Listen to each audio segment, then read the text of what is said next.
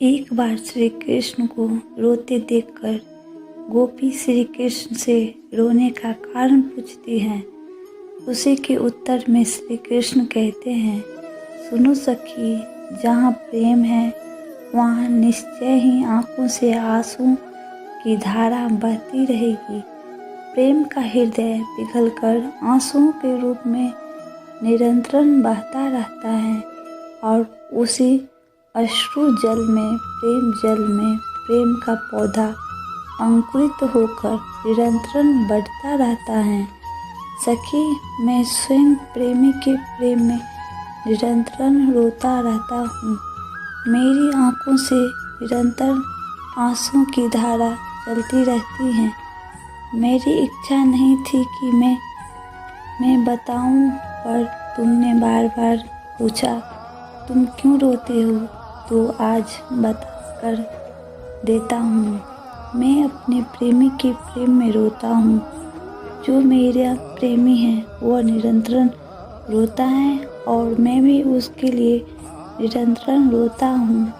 सखी, जिस दिन मेरे जैसे प्रेम के समुद्र में तुम डूबोगी, जिस दिन तुम्हारे हृदय में प्रेम का समुद्र, उसी प्रेम का समुद्र जो मेरे हृदय में निरंतर लहराता रहता है, लहराने लगेगा। उस दिन तुम भी मेरी ही तरह बस केवल रोती रहोगी। सखी, उन आंसुओं की धारा से जगत पवित्र होता है। वे आंसू नहीं हैं, वह तो गंगा यमुना की धारा है। उनमें डुबकी लगाने पर फिर भी पात नहीं करते। सखी, मैं देखता हूँ कि मेरी गोपी, मेरे प्राणों के सम्मान प्यारी गोपी रो रही हैं। मेरी प्रियतमा रो रही हैं। बस मैं यह देखते ही रोने लगता हूँ। मेरा हृदय भी रोने लगता है। मेरी या प्राणों से बढ़कर गोपी इस प्रकार एकांत में बैठकर रोती हैं, वैसे ही मैं भी एकांत में बैठकर रोता हूँ और रो रो कर प्राण शीतल करता हूँ। यही है मेरे रोने का रहस्य।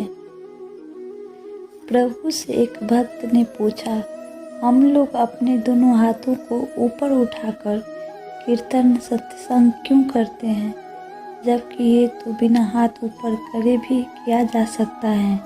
प्रभु बताते हैं कि बच्चा जब छोटा होता है तब वो अपनी माँ को देखकर अपने दोनों हाथों को ऊपर उठाकर मचलने लगता है, तड़पने लगता है। वो ये कहना चाहता है कि मुझे अपनी गोद में उठाकर अपने सीने से लगा लो।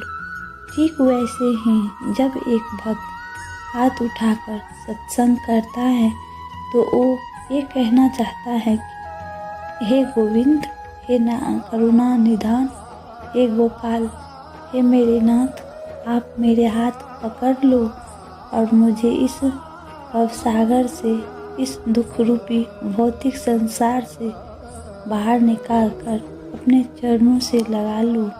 मेरे जीवन की नैया को पार लगा दो। प्रभु, मुझे इन 84 लाख योनियों के चक्कर से मुक्त कर दीजिए। हे गोविंद, मनुष्य का जन्म बड़ी मुश्किल से मिलता है। यह जो गलियों में आवारा जानवर घूम रहे हैं, इन्हें भी कभी मनुष्य का जन्म मिला था। इनमें से कोई डॉक्टर था तो कोई इंजीनियर, कोई और इन्हें कोई गुरु भगवान का भजन, सत्संग, शास्त्र अध्ययन व धन्यवाद करने को कहते थे।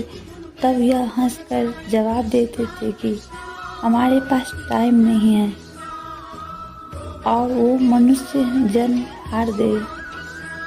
भगवान का भजन नहीं किया, सत्संग नहीं किया, धर्म अनुसार आचरण नहीं किया, ना ही धन्यवाद पशु योनि में आ गए।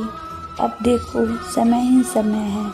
बेचारे गली गली आवारा घूमते हैं, कोई धुतकारता है, कोई फटकारता है। कर्म बहुत रुला डालते हैं, किसी को नहीं छोड़ते।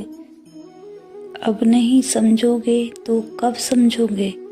कुछ समय का भजन, सत्संग व भगवान का धन्यवाद कर्मों को भी धो डालते हैं, पर कर्म बहुत ज़्यादा है, समय बहुत कम है।